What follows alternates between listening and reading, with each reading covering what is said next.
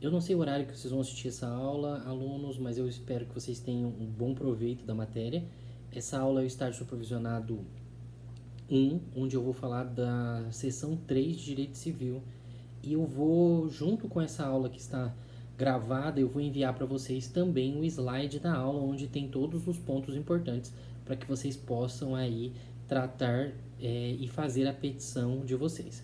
Lembrando que vocês necessitam enviar essa peça até o dia, deixa eu confirmar a data aqui, até o dia 23 de abril, a seção 3 de Direito Civil e a seção 3 de Direito Constitucional. Vocês devem enviar no AVA para correção e também pelo aplicativo para mim, para poder contar a presença de vocês, tá bom? Então, o nosso caso de hoje é o seguinte.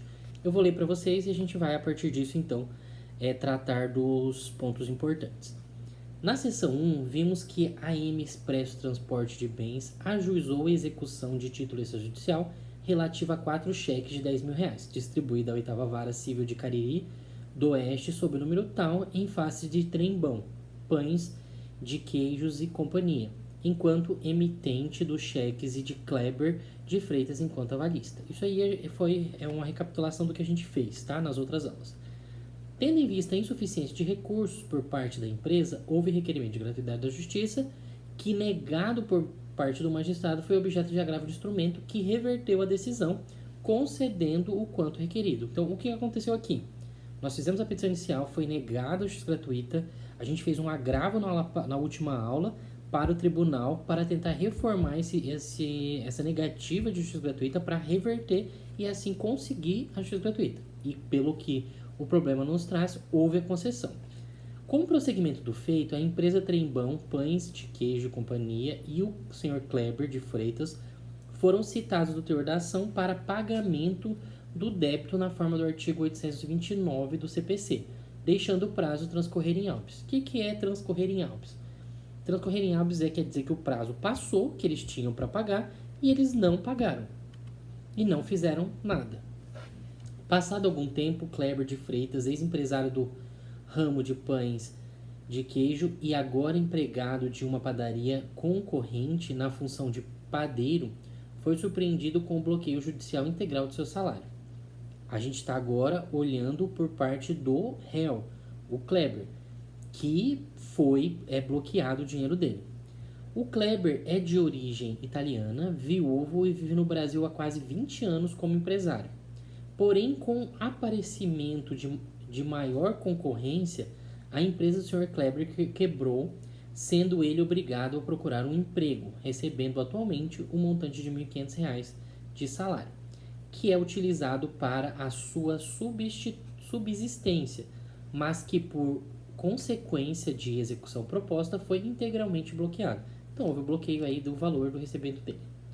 Ao receber o mandado de intimação da penhora dos valores bloqueados, o Sr. Kleber o procurou como advogado. Então agora você vai fazer o papel inverso, você vai defender aqui o executado, que é o Kleber. Diante da necessidade a seguir, o convidamos a compreender a situação fática e desenvolver uma resposta satisfatória ao seu cliente Kleber de Freitas, na finalidade de garantir a manutenção de sua verba salarial. Agora é com você. Elabore a peça processual adequada aos interesses do cliente. Então, a gente tem que lembrar de algumas coisas importantes aqui. A identificação da peça, que você precisa identificar qual é a peça para a propositura. Não vou aqui delongar, né? Mas elas estão lá no artigo 335 e 336 do CPC, que é a defesa na execução. Qual é o endereçamento que você vai enviar, a qualificação das partes, síntese do alegado, fundamentos jurídicos e os pedidos, tá? Qual é o endereçamento dessa peça? Você vai apresentar o endereçamento para o excelentíssimo senhor doutor juiz da 8ª Vara Civil de Cariri do Oeste, estado de Alagoas, certo? Processo número 0001234, dígito 56, de 2022, 826.888, que é o número que a gente tinha colocado ali na petição, na primeira petição que você fez, tá bom? O que é importante? Qual é a resposta que você vai fazer aqui? Lembrando que nós estamos num título executivo, execução de título extrajudicial. Então, qual é a resposta do réu nesse caso, tá bom? Eu vou deixar que vocês pesquisem para que tenha mais profundidade de qual é, mas no slide tem qual é a petição já, tá bom? Eu só peço que vocês, antes de olhar o slide, já pesquisem para verificar qual é a resposta do réu. É contestação? É embargos à execução? É exceção de pré-executividade? Você vai pesquisar antes de dar uma olhada lá no seu no slide, tá bom? Então a estrutura aqui vai ser as mesmas que você utilizou nos outros. Então você vai ter uma qualificação, quer dizer, o endereçamento de qual juiz que vai receber, o número do processo é o mesmo que a gente já colocou. A qualificação das partes a gente vai seguir a mesma da última peça, da última que eu informei para vocês, porque nesse caso a petição é dentro do mesmo processo, então você não precisa qualificar novamente as duas partes, você vai dizer já qualificado nos autos, tá? O nome de qual é a defesa que você encontrou, que você achou na pesquisa e tal, ou no próprio slide, em face de quem é a execução, tá? Desculpa, na verdade aqui quem é movida contra, né? Então, porque aqui quem está fazendo a defesa é o réu. Então, o réu está fazendo a defesa, mas quem está movendo contra ele, você coloca do outro lado aqui da sua petição. Depois você vai passar para os fatos, né? Quais são os fatos importantes e relevantes neste caso em especial, para que você cite ele, tá? Você pode colocar aqui uma síntese do processo novamente, do que aconteceu, que ele ganhou justiça gratuita, que foi protocolado, que houve a execução de cheque e tal, e que ele ele é empregado e hoje não tem condições e tudo mais. Você pode tudo citar nessa parte do alegado. Quais são os fundamentos daqui do pedido, tá? Então você vai fazer alegações que você achar interessante para a defesa dele. O que é importante aqui você dizer na defesa dele? O que você pretende aqui é o desbloqueio do salário.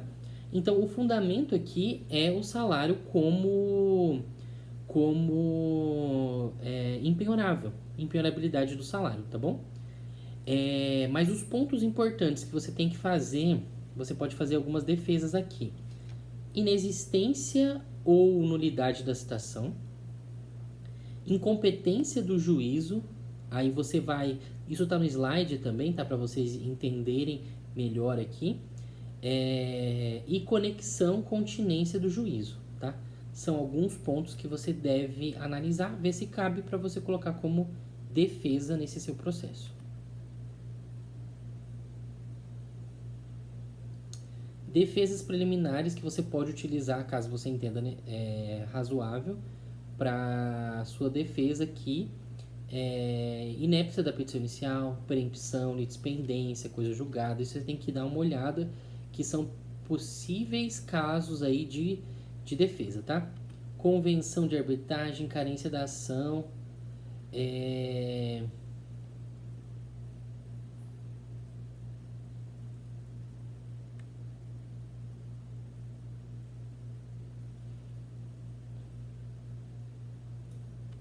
eu coloquei alguns pontos aqui que você pode utilizar.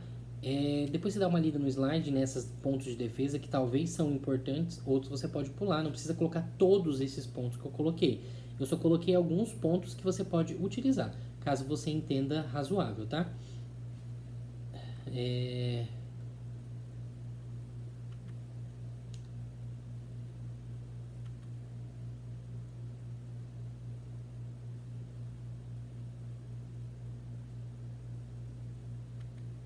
Não esquecer, então, que o ponto principal aqui que você tem que lembrar é sobre o desbloqueio do salário. Então, há um bloqueio de salário que não pode acontecer, tá bom? Nos pedidos, você vai pedir a improcedência da ação e a liberação do valor bloqueado, tá bom? Vamos ver aqui, observação. Lembrar que na peça dessa peça, né, não deve conter o tópico valor da causa, como não tinha na última que nós fizemos. Por que não tem valor da causa? Porque não é um caso de inicial. É uma defesa dentro de um processo já existente. Então, não cabe aqui o valor da causa. Na conclusão, você vai terminar com termos em que pede deferimento, cidade, UF, data, advogado, número do OAB, tá? Só voltando um pouco, nos pedidos, você pode pedir a justiça gratuita para ele também, tá? Porque ele aparenta não ter condições, então isso é importante que você conste, tá? Esse pedido. A improcedência e a liberação dos valores que foram retidos, tá bom? Acho que esses são os pontos importantes. Então, não esquecer de fazer a petição e me enviar até o dia 23 no app do curso para que você tenha a presença da aula que seria nesse final de semana, só que é feriado. E também enviar para correção no AVA para que você não fique lá constando para mim como com atraso, ok? Acho que são esses os pontos importantes. Caso vocês tenham alguma dúvida, algum questionamento, pode fazer para mim na semana que vem, pode fazer pelo WhatsApp ou qualquer forma que vocês acharem importante, tá bom? Esses são os pontos importantes da petição e que vocês precisam enviar agora. Uma excelente noite, dia ou manhã que vocês tenham e uma feliz Páscoa, se não passou na Páscoa ainda, tá bom?